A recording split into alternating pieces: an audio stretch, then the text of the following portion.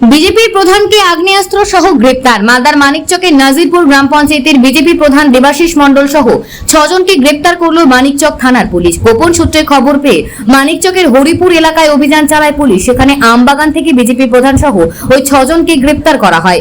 উদ্ধার হয়েছে একটি 7mm পিস্তল, 8 রাউন্ড কার্তুজ, 2টি ম্যাঙ্গানিজ ও 2টি মোটর বাইক।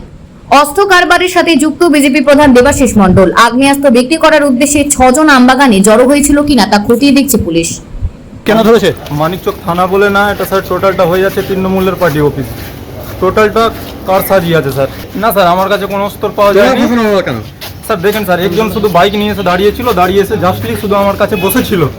এর মধ্যে পুলিশ এসে অ্যাটাক করে এসে তারপরে কিন্তু আমাদের সম্পূর্ণ সবাইকে তুলে নিয়ে চলে আসে। হ্যাঁ স্যার, এটা ফাঁসানো হয়েছে স্যার। বিষয়টি হচ্ছে তৃণমূল যেভাবে সরকার এবং প্রশাসন চালাচ্ছে, কাকে কখন কিসে ইমপ্লিকেটেড করে দেবে সেটা বোঝা যাচ্ছে না। পুলিশ তদন্ত করুক, তদন্ত করে যদি দোষী পায় কাউকে, সে তৃণমূলের হোক, সে বিজেপির হোক, যে পার্টির হোক, তার আইন অনুযায়ী ব্যবস্থা হবে। তাতে আমাদের পার্টির কিছু বলার নেই।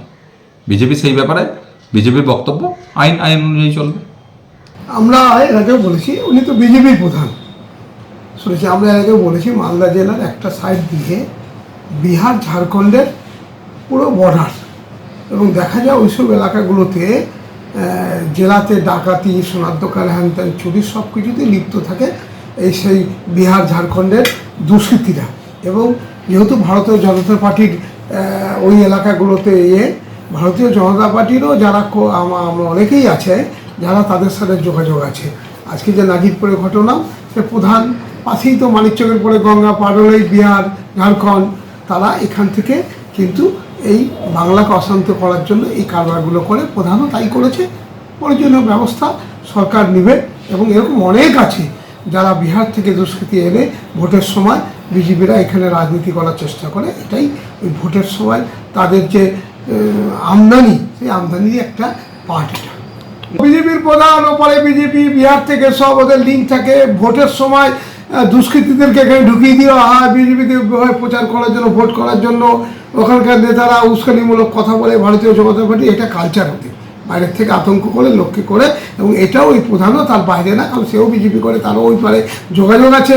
সেখান থেকে তারা এইসব আমদানি করেছে বাংলাকে অশান্ত করার জন্য, মালদাকে অশান্ত করার জন্য।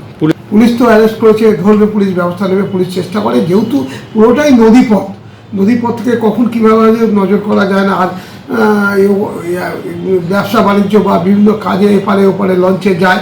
আর ওখানকার দুষ্কৃতীরা এখানে আমাদের বিজেপির কর্মীরা, নেতৃত্বরা শেল্টার দেয়।